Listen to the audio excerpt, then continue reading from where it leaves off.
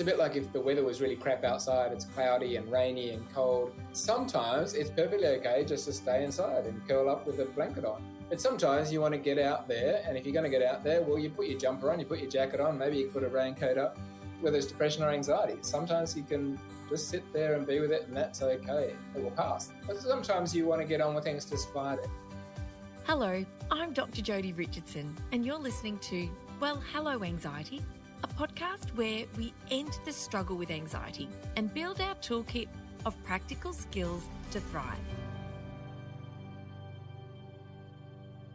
Hello, and welcome back to another episode of the podcast.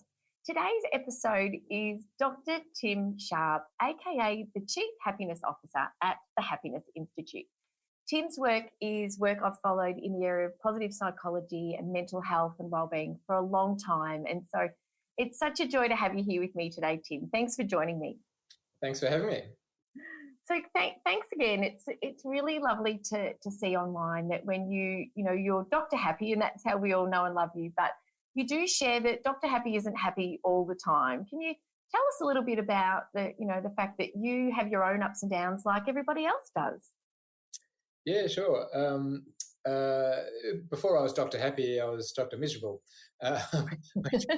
I've experienced quite severe depression on and off for pretty much all my adult life.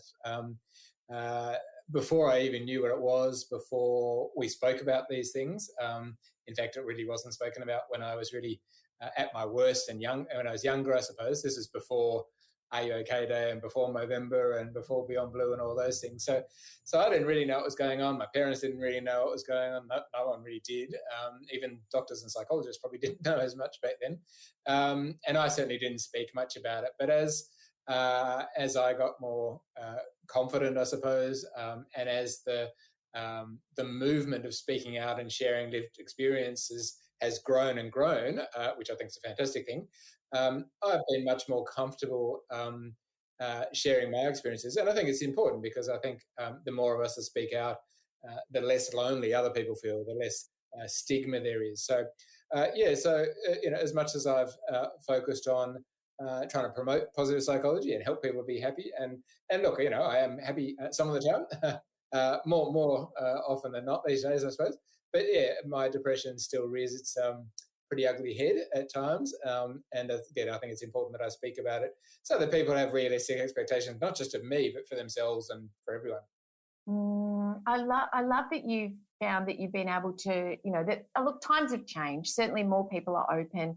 And I think too, as adults, we develop our comfortability sharing, don't we? And have you found that in sharing that you've had a really positive response from the people who are in your world personally as well as professionally?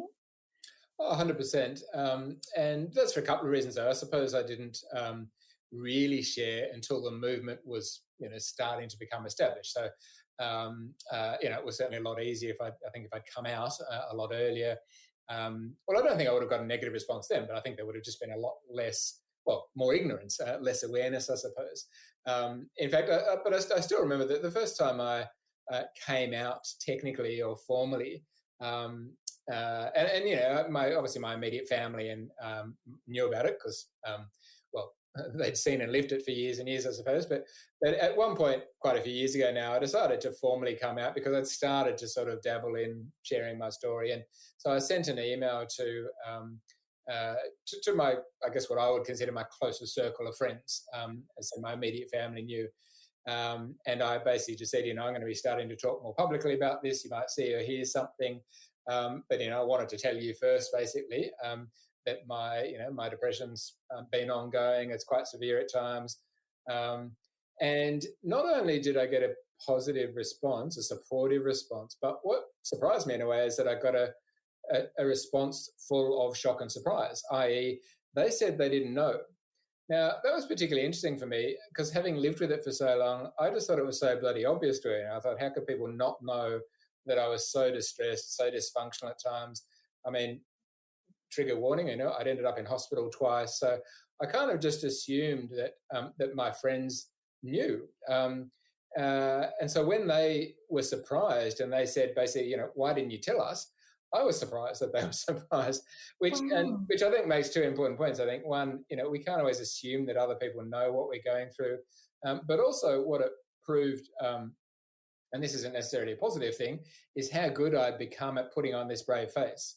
And I think that's what a lot of us do. We put on this brave face, we put on this smiley, happy face, or this face of courage and resilience, because that's what people encourage us to do. And that's not completely inappropriate, of course. We need to do that at times.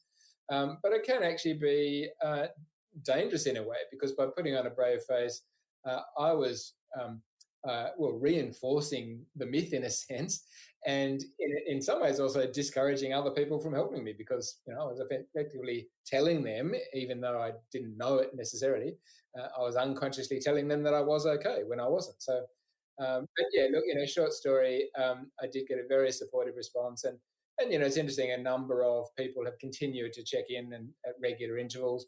Not necessarily the ones I would have predicted, which is interesting, but enough people have have continued to check in and support me at regular intervals beyond my immediate family. It's so interesting that you say that they were shocked, because you mustn't have felt that you were really trying to hide it. You mustn't have felt that, like a lot of people do, deliberately try to put that sort of that face on. And like you say, there are appropriate times to do that, but you mustn't have sort of had that overarching kind of idea in your mind that I've got to hide this and I've got to put on a brave face all the time. Did you feel as though you were able to sort of act how you felt, and that was part of the surprise, sort of when your friends and some family members were taken aback when you shared your story?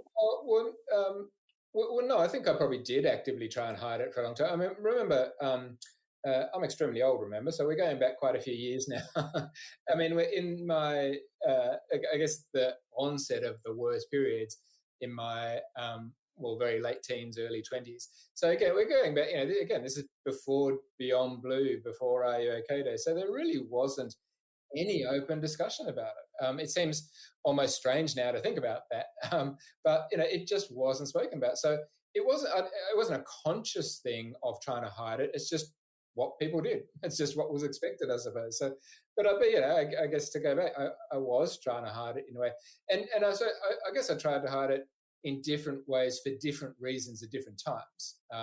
So it was, and even one side. So initially there probably was some stigma. Initially there was some confusion. Initially there was a lot of just not knowing what was going on. But even once I got over that and wasn't necessarily afraid or embarrassed of it, I still didn't speak about it for a while for different reasons. It's complicated. And I guess what it helped me, I understand very much from a first person perspective what it's like for people. Even now when we're saying, come out, speak about it, it's still not always that easy, and it still can be confusing. And, a lot of pieces need to come together and fall into place for people to feel comfortable to do that. Yes, that's exactly right. And you take me back to my overriding challenge with my own mental health has been anxiety. From a very young age, I can look back to when I was 4 and identify sort of first symptoms. It wasn't identified till I was 24, and that was when I was severely depressed. And like you, I remember the day that I told my girlfriends I'd been suffering with depression, and we'd all gone our separate ways. We were all working by that stage. We weren't sort of in each other's lives every day. And I had this worry that they wouldn't believe me, because my normal personality, my normal temperament is what you see and hear today. I'm usually very upbeat and positive, and so to be hit with depression and it absolutely knocks you for a six, to the point where I couldn't get out of bed, I couldn't go to work, and I really didn't care if I didn't wake up. That was how severe it was, which is, that's what depression can do to you. I didn't think they'd believe me, was sort of my fear when I shared it, that they'd go, who, you depressed? But again, like you say, this was in the time before Beyond Blue, which I ended up working for Beyond Blue.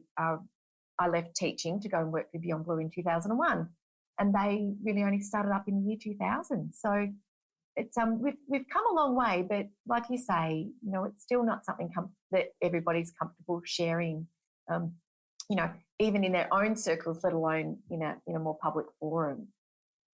Yeah, look, I can definitely relate to that. And although I don't know if I necessarily thought about it in the same way, as in, will they believe me? Um, I think it was part of the reason it was a shock for a lot of people was that I'd been, all through school, I'd been, I think, ostensibly anyway, relatively popular, relatively successful academically. Played in the sort of top sporting teams. I was, the head prefect of the school, and then even at university, even though there was a few stumbles along the way. I'd got good marks and then got a good job and then did so.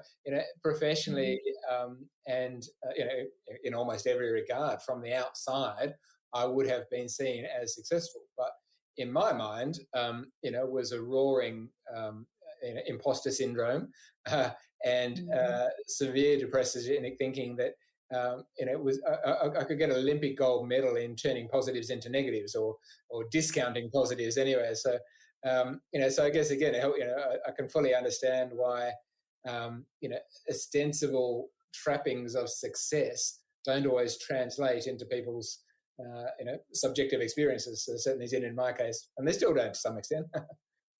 No, and that's the thing. And so how do you go with managing your mental health and your work and family life?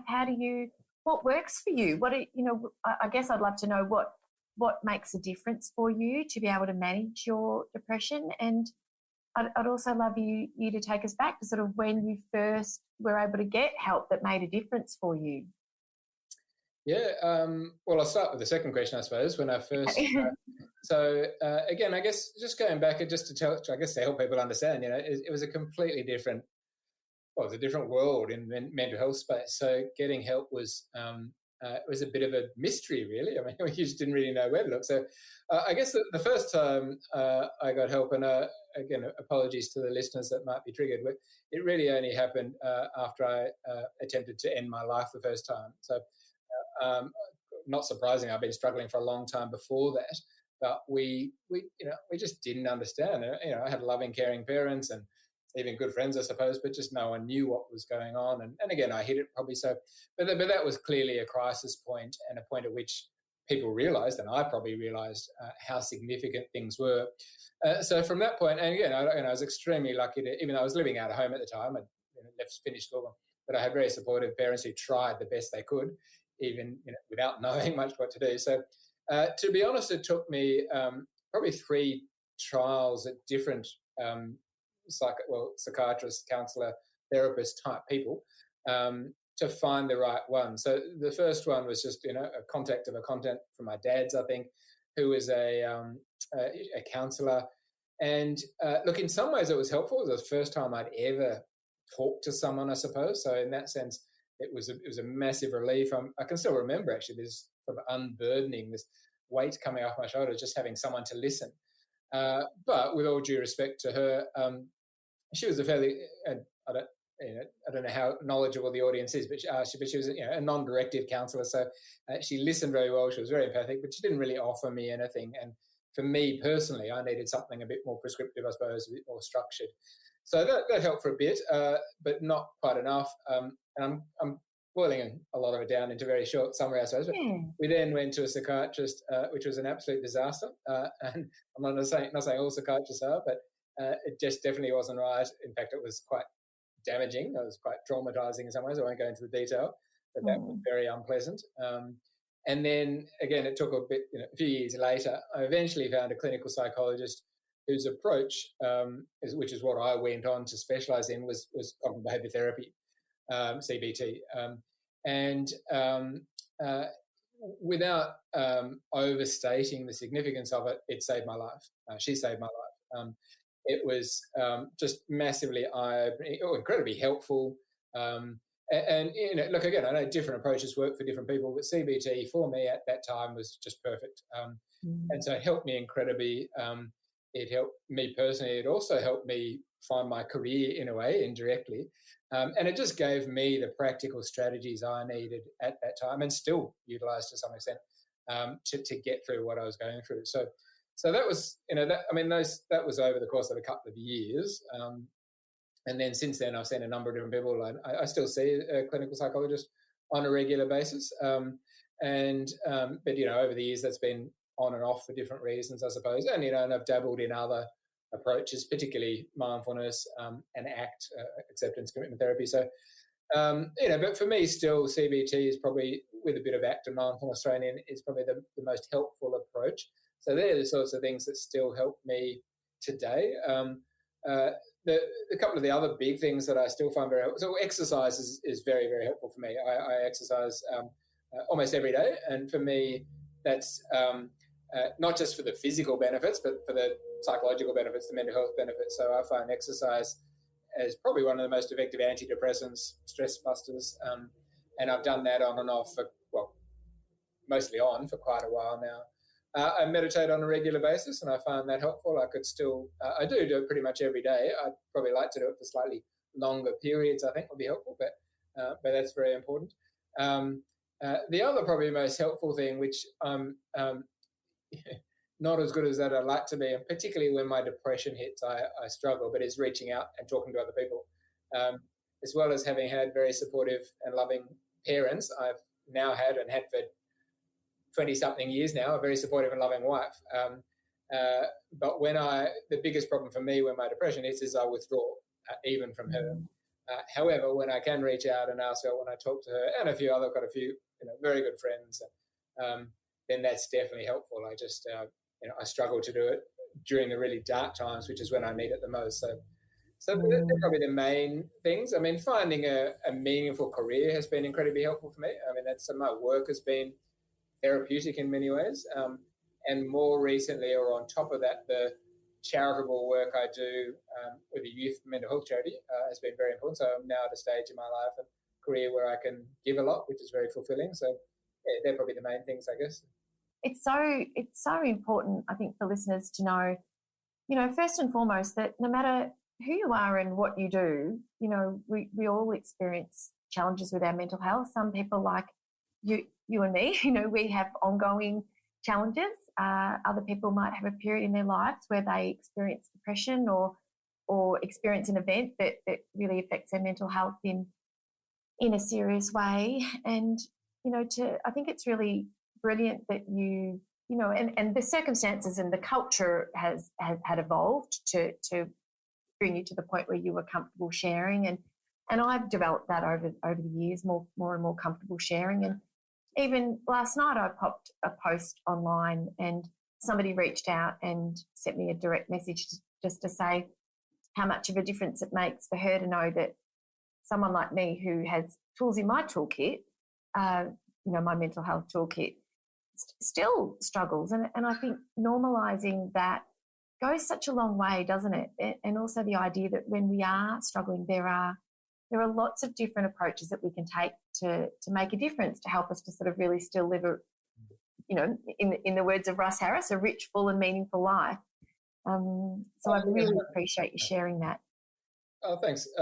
Yeah, and look, 100% agree. And, there's a lot of talk about treatment and recovery, and the idea being that you've got some sort of illness, you get some sort of treatment, you get better. There are some people, undoubtedly, who have, a one-off episode of major depressive disorder or a discrete anxiety disorder, and they get treatment and they're cured. And I wish them luck. That's fantastic. But that hasn't been the case for me, and it's not the case for many people. It's an ongoing, lifelong process for me. And I've come to accept now that depression is part of who I am. It's part of my life, and that's okay. And I think it's important to give that message that for some of us, many of us, I think, it is it's a daily, weekly, ongoing process, something we continually need to work at, and that's just part of life, I suppose.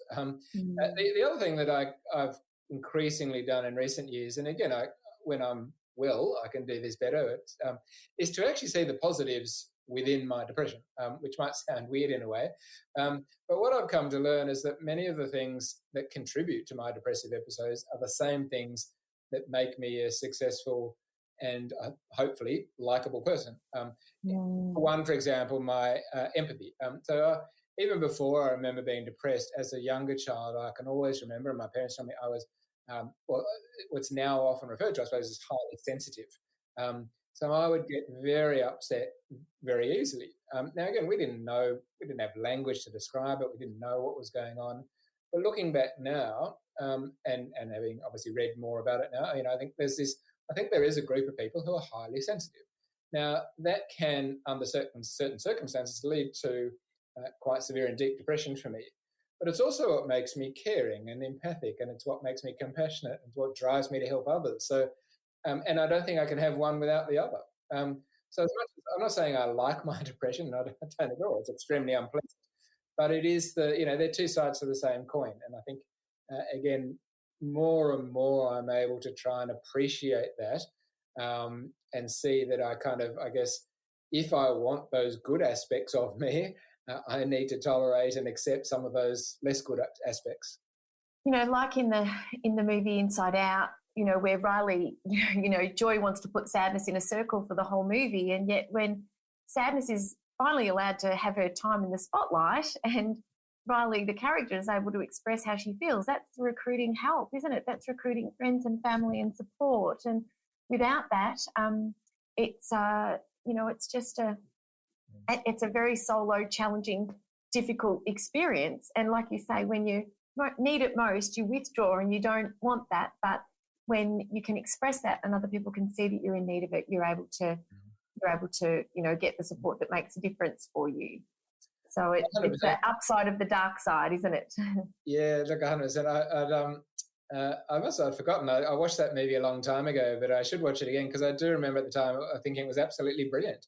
I remember thinking, it's such a rare thing to see, quite complex psychological concepts explained so beautifully and clearly. I'll have to watch it again, I think.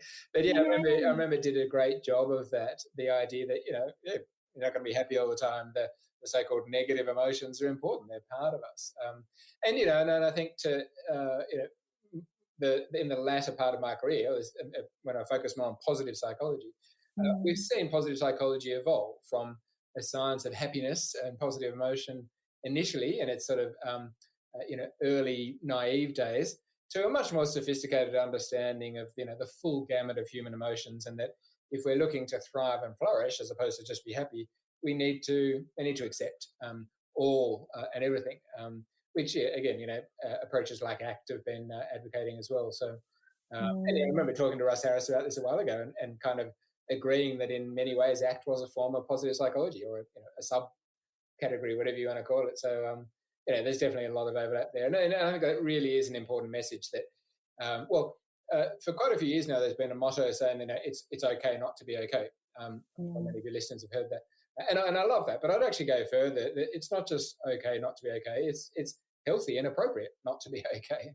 I recently purchased, and I'm eagerly awaiting delivery. I'm not one to do a lot of online shopping, but it was one of these nights in lockdown where I would awaken in the night, and I if I can't sleep, I'll get up. And I ended up remembering that I wanted to purchase a beautiful big floor cushion with the feelings wheel printed on it. And so at 2:00 in the morning, I jumped online whilst I was thinking about it, made the purchase, completely forgot, went back to bed, and was very excited about 10:00 the next day when I remembered that I'd purchased it. But it's I'm eagerly awaiting the delivery of that, because I want it, for my work to share, with people who, when I'm presenting for parents or schools or professionals, but also to have it here in my home, because the nuanced language, I love that. It helps sort of really broaden the vocabulary, but just that, we can't expect, and it's that unrealistic expectation, isn't it?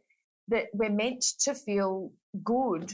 That's what life is about. Whereas, and even when we do feel good, that's fleeting as well, isn't it? Well, sometimes it, it can hang around for a little while, but no matter what feelings that we have, they rise and they fall, and we move through them. And, can you talk to us a bit about how you work with clients and your views on sort of developing this understanding that all feelings are okay and it's all perfectly natural and human, and how you build that kind of willingness to tolerate discomfort when you're working with people?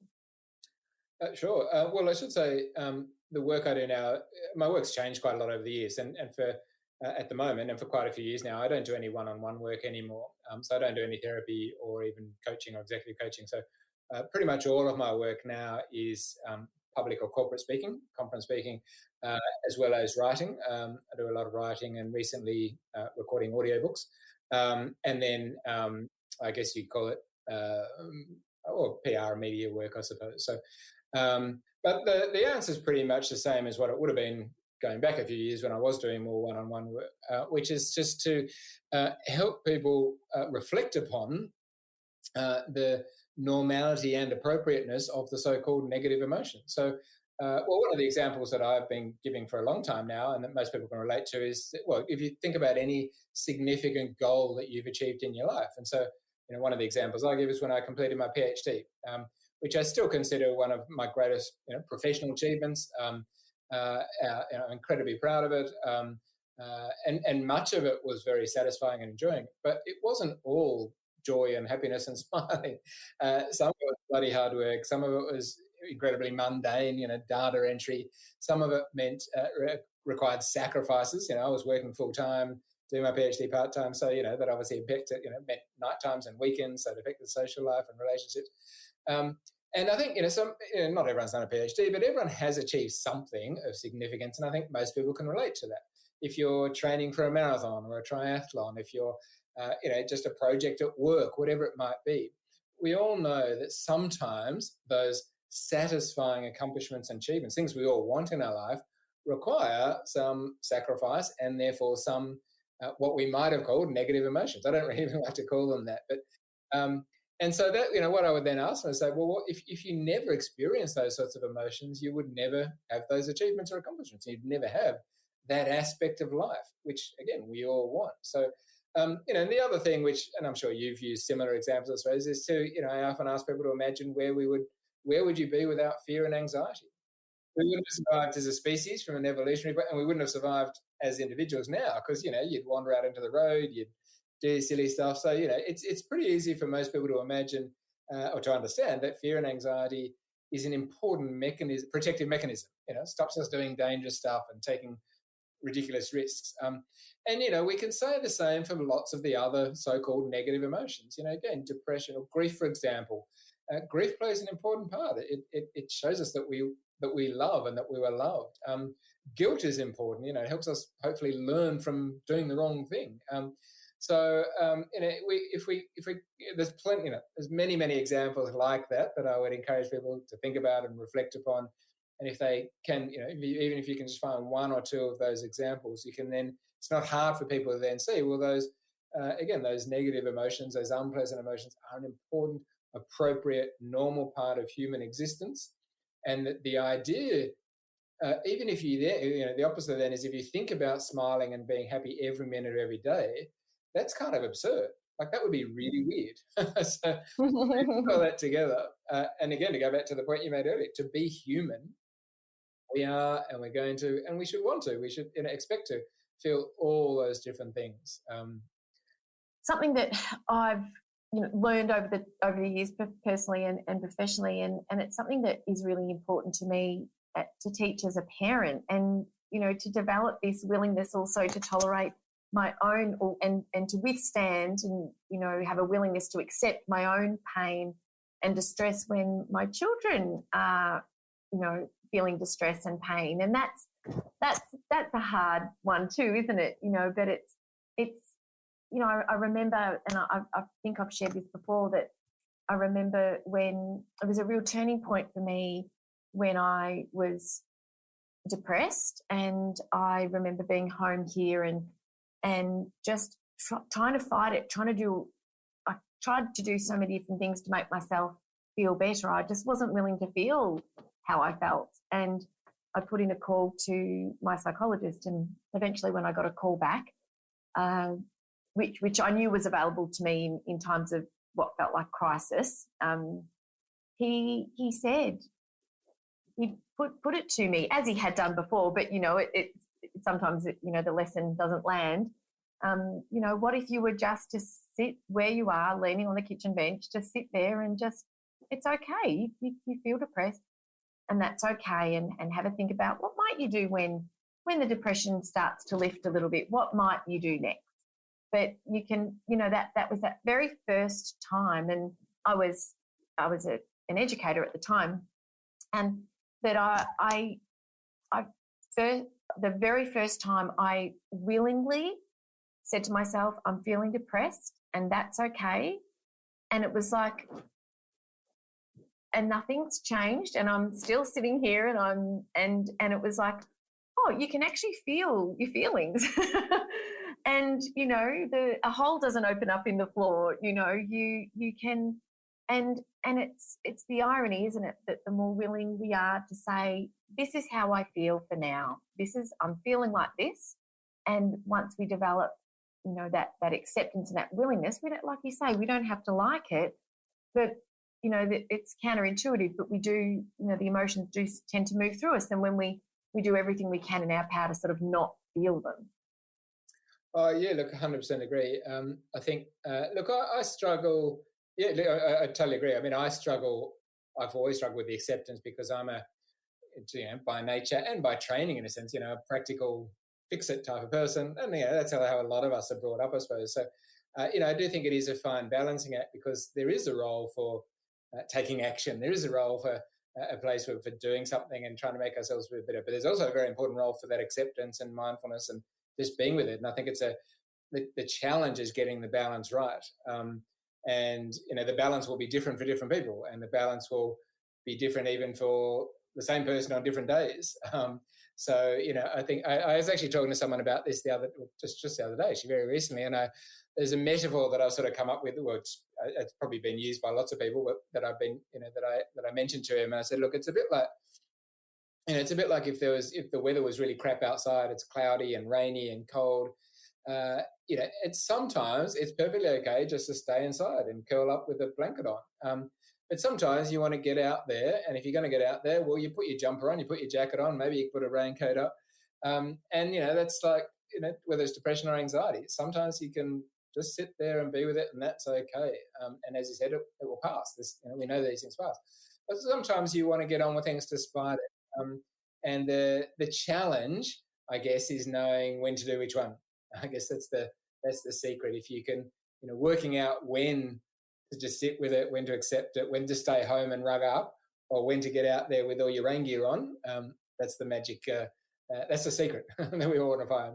Yes, it's you know, I love that metaphor, and in fact, I thought you were going in a different direction with that. So I've not heard that metaphor used, but I love that. You're right, and I have somebody close to me who struggles with depression and often talks about pushing through, and I'll say, you know, that there is a time for that, but it's not all the time. You know, I think that's learning about what you need in that moment, and that yes, you know, we can't hide away and withdraw from life altogether, because we know that behavioural activation and that once you do the things that you know are part of your normal routine do make such a difference. You know, if you do go for a regular walk with a friend, that you'll not want to do it, but you will do it and be so glad you did. But then there are also some of those extra things, like when someone says, oh, you know, how about we come over to your place for dinner? And all of a sudden it's like, well, hang on a second,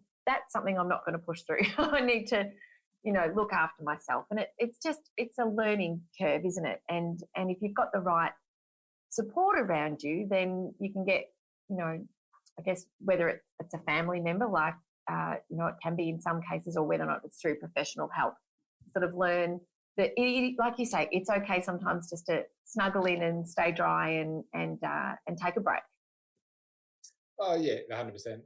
And you know, as I said, you know, behavioural activation is definitely important. As I said, I've had days when, because you know, there are sometimes if I've got a work commitment, say, and I might wake up feeling, well, I've had times when I've actually been quite severely depressed, but I've been committed to speaking at a conference or something or other, and sometimes I don't know how I've done it. I don't know how I do it sometimes, but there have been days when I've been so utterly, darkly depressed that somehow I've got myself there, I've got out there, and somehow done a good enough job that people don't even recognise, and then I come back and curl into bed again, and most people wouldn't have a clue. But more often than not, when I have done that, I felt a bit better as a result. More often than not, if I force myself to do whatever job needs to be done, or even, as I said, just to get up and do some exercise. But at the same time, and increasingly I've come to recognise the benefits of sometimes just saying, I'm going to take a day, an hour, or whatever, and just curl up and do nothing. That's something I would never have done when I was younger, because I didn't know you could do it, I suppose, and I didn't know it was helpful. But a little bit more now, I allow myself sometimes, to slack off a bit, I suppose, or to take self-care and to rest. Yes. I think, I don't think you're alone in that, you know, I don't know. I don't want to speak for everybody, but there seems to be a lot of, you know, you look on social media and there's a lot of promotion around self-care and self-rest, and that people need convincing to do it, that it's not something that we do naturally. And I think there are a lot of people who, like you sort of said, it can feel a bit like, you know, slacking off, but there's a lot to gain from taking a break. We're not meant to be on all the time. We're not meant to be going all the time. We kind of need to recharge, don't we? 100%. And you probably noticed I regretted saying those words as soon as they came out. I knew. I'm sorry, and I know. I'm glad it's because but that shows how ingrained it is. You know, look, I was brought up, and I'll preface this by saying, again, I had relatively loving, supportive parents who did the best they could, but they were of their generation. And, you know, so again, I'm not being critical of them, but at that generation, you know, it was basically, you know, it was about being productive and being efficient and doing stuff. So I was brought up, and again, I don't mean to be critical, but, you know, if you were not doing anything, then it was laziness, it was a waste. And I think many of us were. And it's so ingrained in our society, in our workplaces. But it's actually quite dangerous. It's quite damaging because, as you said, rest and recovery and recuperation, sleep, these are vitally, fundamentally important aspects of health and well-being. I mean, how can we possibly be healthy and happy if we're sick and tired and miserable all the time? But most of us are. I mean, you know, the majority of people listening are probably sleep deprived. You know, we know from the research that somewhere 80% of us just don't get enough sleep.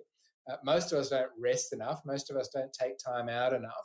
And we're not made to do that. You know, our brains and our bodies just cannot function. Well, they can function, but not at their best if it's just go, go, go all the time. So, you know, again, I regretted those words, because what we need to do, we need to positively reframe those aspects of self-care. We need to prioritize rest and sleep and recovery. We need to value taking time out, because there's absolutely no doubt. I mean, there's bucket loads of research supporting all the positives associated with them. But we need a cultural shift, and probably a vocabulary and a language shift as well. Or else, because at the moment we tend to perceive the words we use around those things are often quite pejorative and negative. And so we're not going to do them. If we see it as slacking off, that's a bad thing. But if we see it as an important investment in our health and well-being, like we do, well, so the metaphor I often use is with exercise, for example. You know, that's much more valued, as it should be to some extent, and even healthy eating is more valued as it should be. But if you say rest and time out, they're sort of seen as wasteful, lazy things, and that's a big problem, I think. I agree with you, and when it comes to even exercise, the muscles heal when you've got your downtime. You wouldn't want to be doing, you know, I mean, I love CrossFit. I'm like you. I've managed my mental health with exercise, but I do it every second day, and because, you know, our body needs that time to regenerate. And I think too, you're right that, you know, there are things that are sort of more culturally acceptable. And what I like to invite people to do is just to do a little experiment whereby if you're not normally on the go all day and you don't stop to eat properly or sit down, just, you know, even if it is, you know, sitting down for 20 minutes and watching your favourite Netflix show for 20 minutes while you eat your lunch, take that break, have a mental rest, do something that's relaxing and enjoyable, and then just monitor how you feel afterwards. Because, you know, when we do rest, even though people do struggle to take that time out because they feel, well, I'm not being productive, you actually come back more creative, more productive, able to think more clearly. And we know too that the brain's working away when we are having downtime, or when we're, you know, going for a walk. You know, best ideas come to some people in the shower, don't they? So it's actually, productivity is the issue. There's an argument for resting to boost productivity, you know, if you won't rest for other reasons. 100%. You know, I've been writing and speaking a lot about this recently. There's this Yeah, and I think a big part of the problem comes from the mistake, that many of us make, particularly in the workplace, but in other areas of our life as well, that I think a lot of us make a mistake. We think if something's good, we want to do more and more of it. That's absurd. Like, as you said, so just because exercise is good, if you do too much, if you over-exercise, it can be dangerous. Eating's good, but you don't want to eat all day, every day. Oxygen's good, but in excess of oxygen, you can die. And it's the same with work. As you just said, work's good. There's a lot of good things with work, and being productive is good. But that doesn't mean that more and more hours will lead to better and better. In fact, we know from the research that after a certain point, you become less productive. You make more mistakes. So, that the idea that if something's good, we should do more and more of it is absurd. We need to find the right level of good, which includes also finding the right level of good rest. Yes. And when it comes to rest and sleep, it's a huge problem, isn't it? I didn't know the statistic that you shared before about 80% of people are sleep deprived. It makes a lot of sense, particularly given the circumstances of life. And unfortunately, the challenge is, isn't it, that when we're not sleeping well, our mental health is worse, and that further affects our sleep. And so it's something I'm very passionate about, because it's super important for me and for my mental health. Obviously we're all different, and it's more or less important for different people. But sorry, that 80% is, at some point in their lives, 80 or 90% of people will have difficulty sleeping. But a significant number, close to that, will be. We know that close to that number get about an hour's less sleep a night than they need. One of the little, if I'm speaking at an event, for example, one of the things I sometimes do is ask the audience, how many of you wake up every morning and just sort of jump out of bed going, woohoo? And no one. Or, you might get, occasionally, there's usually one person. There's that 1 out of 100 or 1 out of 200 or a couple of hundred or something. So that's an indication. If you ask people, how do you feel when you open your eyes? Most people are still tired. Most people, struggle to put a sentence together till they've had 2 or 3 coffees. And it's a problem. I kind of half joke about it, and a lot of us joke about, give me my first coffee, but it's a serious health problem. It's a serious mental health problem. We know that it's very closely linked, not just with mental ill health like depression, anxiety, but with other, with cardiovascular health, with weight problems, etc. So, I think whereas, and again, quite rightly, things like exercise and diet have received a lot of attention, and that's fantastic. But sleep doesn't seem to have attracted the same attention. For some reason, it's not seen as sexy in the same way, but it needs to be. It's just as if not important. And what's also worrying and maybe relevant to you and some of your audience is that increasingly it's become a problem for our children. So when I first started researching this, a couple of decades, so my first book was actually on sleep. And when I first started reaching it a long time ago, at the time it was pretty much considered an adult problem. We didn't, and it probably wasn't, but people didn't really think, surely kids are getting enough sleep. They probably were. But increasingly what we're seeing is it's not just an adult problem. It's increasingly being recognised as a significant problem, particularly for adolescents, but even for younger children. And again, increasing as screen time and social media has become increasingly prevalent for younger and younger people. It's increasingly seen as not just, again, a contributor to mental ill health in younger people, but to problems learning. Because if you're tired, you're not going to concentrate as well. You're not going to remember as well. Your cognitive functioning in the classroom and when you're studying is not going to be as good. So it really is, it's something I'm very passionate about, as you can probably tell. And it's something that needs to be more of a priority for more of us and for more parents for their children. I think you're right. And I think too with lockdown and homeschooling that, the nights can creep out a little bit later and then kids will sleep in because they don't have to get up for school. And, it can become a cycle that is difficult to break. And it's the hard yards in breaking it is go to bed and get up at the same time, isn't it? What else would you say? Because I know a lot of people listening will be waking up in the night, not able to go back to sleep. That's been happening with me on and off. And so what are some of the key kind of teachings that you share around really if people are finding that, what would you say to help them?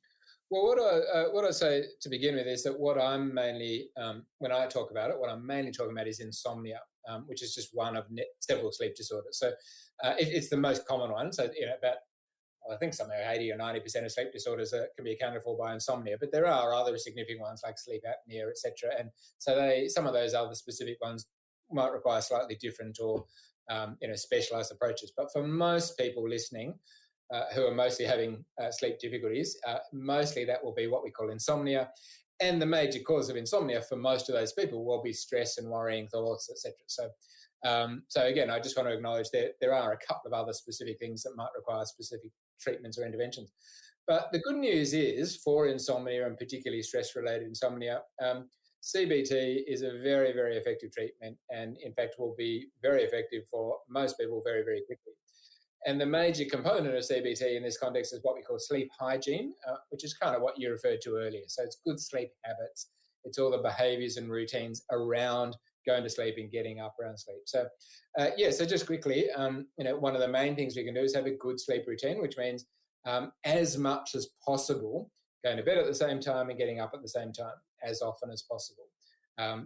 Just to arbitrarily pick a time, and again, it will differ for different people, but, going to bed at 10 o'clock every night, getting up at 7 o'clock every morning, regardless of how you feel. And this is the tricky bit. So if you've had a bad night and you sleep tired and the alarm goes off at 7, don't hit snooze, get up anyway, because what will happen, hopefully after a couple of weeks of it, is that even though you might be a bit tired through the day, you'll be tired late at night and you'll get to sleep, then you'll fall asleep quicker, you'll stay asleep longer, etc. So the other part of that is not napping during the day for most people. There are some times when that might be appropriate, but as a general rule, going to bed at the same time, getting up at the same time, not napping through the day.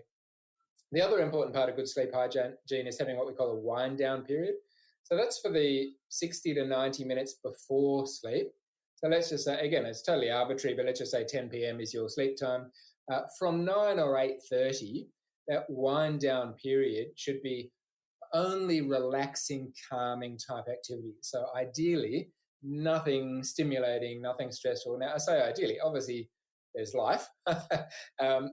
Stuff gets in the way, but again, it doesn't have to be perfect, but as best we can, no screen time, ideally. So getting off all screens, no work or work emails or any of those sorts of things. So, for me, it'll be reading. But everyone needs to find their own relaxing, calming, wind down period. Because what we want to do is get our bodies and our brains into a state that's as relaxed as possible and as conducive to sleep as possible. So that's so there's the wind down period, the set times, ideally no napping. Then the other bits are, general healthy living is important. So again, just exercising through the day, eating well, not eating too much late at night, avoiding excessive alcohol, excessive caffeine, all those sorts of things are really important. And the other main one, I could go on for a lot longer, but I'll finish here. The other main one is just generally managing stress. So dealing with whatever stresses are apparent in your life, but not dealing with them at 3 o'clock in the morning. So what we want to do, which is what a lot of us do, as you said, so a lot of us wake up at 2 or 3 in the morning, our minds are racing. If that happens to you, what I'd encourage you is to set a period of time earlier in the day. So again, not before that wind down period, late afternoon, early evening, because you don't want to be worrying late at night, and set aside a specific, some people call it a worry time. I prefer to think of it as a problem solving or solution focused time. So set aside anything from 10 or 15 minutes, maybe half an hour, to think through, like a mini therapy sessions. What stresses are there? What do I have to do tomorrow? What upset me today? And ideally, what can I do about it? Make plans for tomorrow, constructive plans. If I'm worried about something, well, tomorrow I need to do A, B, C, or, I need to call so-and-so, I need to speak to Jody, I need to do whatever. Because what we can do, and so if you've done that, write it all down, put it away somewhere, and then at any other time in the night when that comes up, if you wake up at 3 o'clock in the morning and go, oh my God, I've done my planning. I've sorted it out. I've made a plan for tomorrow. 3 o'clock in the morning is not the time to be dealing with it. I'll deal with it when I said I would at 9 o'clock in the morning or whenever it is. Now, again, it's easier said than done. But if you do those sorts of things, consistently over at least, and you need to persist for at least a couple of weeks. If you've had a chronic sleep problem, it's not going to go away overnight, but it should get better relatively quickly. And again, I'm talking about a couple of weeks. If you persist with those sorts of strategies over a prolonged period of time, for a couple of weeks, most people, most of the time, will realize some improvements pretty quickly. Oh, I can understand how that would make such a difference. And I think you've nailed it in that we wake up at 2 or 3 or 4 in the morning and there's just a lot of thoughts racing through our heads. And that's been happening for me on and off like it does for most. And because, like most people, there's a lot of different balls in the air, and I'd wake up and I'd be thinking about, the podcast or speaking or family or sport or, various elements of what needs to be done. And what I found, I was able to recognise that I was thinking about it. So I was able to sort of take that step back, first of all, and sort of notice that I was thinking about it. And then I was able to sort of say to myself, this is self-talk. I know that I'm worried about these things, but I also know it will all get done. And that I've tried that twice, and that's been effective for me. But previous to that, I'd just been so caught up and hooked. I'd been hooked, and I hadn't been able to sort of get that distance, just enough distance to recognise what was happening and to be able to, come up with a solution. And if I can't, I don't lie there for too long. I'll get up and I'll take some time out, and then I'll head back to bed. But the idea of doing that ahead of time makes so much sense. Do all that because when we're sleeping, this is a question, not a statement, but once we've done that, does it relieve the brain of that responsibility? Is that sort of part of what makes such a difference for helping us to sleep? Well, it can do. And look, as I said, it's easier said than done. So, it's still, if there's a very real, very significant stressor, it's understandable. And I think we've all had this at least at some stage in our lives, some of us maybe more than once. So, if you are going through a difficult period, you will wake up, well, it's not surprising. And so going back to something we talked about earlier, we need to accept that and be mindful of that and try not to fight it too much. But yeah, if you can do that pre-work, it can significantly reduce or alleviate some of that worry. And again, and even if those worrying thoughts do come up, you can reassure yourself, well, I've dealt with it, or at least I've made a plan to deal with it tomorrow. That being said, I manage my insomnia a lot better now than I did years ago. And I still wake up semi-regularly, but I manage a lot better. And one of the things I do to manage it is I've got various types of relaxation meditation strategies that I use. So, so that can be another thing. Is if you do wake up, accept it. I guess what I try to do is reassure myself that even if I'm not sleeping, being relaxed and calm is better than being stressed and anxious. And in fact, we know that that's true. Relaxation is almost as good as sleep. It's not quite as good. So, and it's certainly better than being all worried. So I will then use that. And more often than not with the relaxation strategy, which I've developed over many, many years, so I'm fairly proficient at it now. More often than not, I'll go back to sleep within half an hour or so. And so if you can do that, that's pretty good. If you wake up, that's very common. If you can get back to sleep fairly quickly, you're doing pretty well. Sometimes what I will do, just as another tip, I suppose, that if I am struggling a bit, I also use a meditation app on a regular basis. And sometimes I'll put, there's actually a return to sleep session within the app that I use. And I'll sometimes use that because what that does is having someone else's voice can get me out of my voice. I'm too caught up in my own mind. Sometimes, even though in an ideal world, I would be coping on my own in a sense, not relying on anything. Yeah, I do find it helpful sometimes to hear this other person's voice. And it's a form of distancing, I suppose, that kind of breaks the cycle. So, there are lots of great apps out there these days that I'm sure some of your listeners use. There's, Headspace, and I use the one called Calm, and there's Insight Timer, etc. So whatever one works for you, that, they're all good in different ways. It might be, Smiling Mind's another great one. It might be worth trying some of them. And I think most of them will have some sort of sleep specific session within them.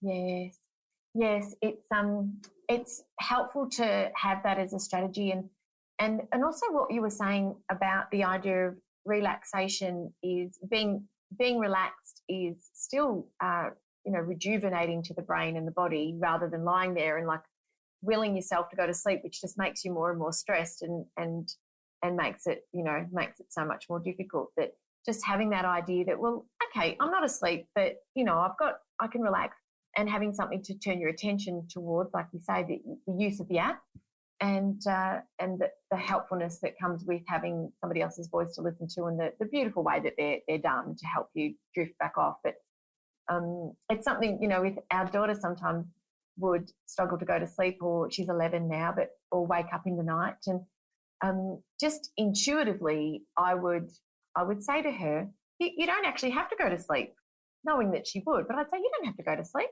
It doesn't matter. You're resting. Got your head on the pillow. You're relaxed.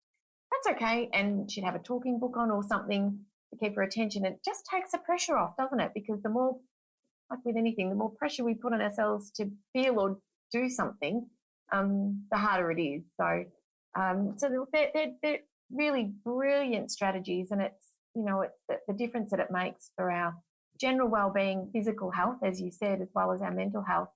I'm really grateful to you for sharing, and it's probably a really nice place to sort of wind up. And I wanted to thank you so much for being so candid and open and sharing not only your personal experiences but your wonderful wisdom as well. And I'd love to point our listeners today to where they can read your books, or connect with you, and where they can learn more about the work that you do and how they can work with you.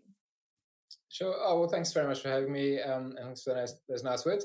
Look, if anyone wants to get in touch, you can find me. Well, my website is drhappy.com.au, so it's drhappy.com.au, and that has links to to my social media platforms. If you're on Instagram, it's The Happiness Institute. Facebook's The Happiness Institute. Twitter's Dr. Happy.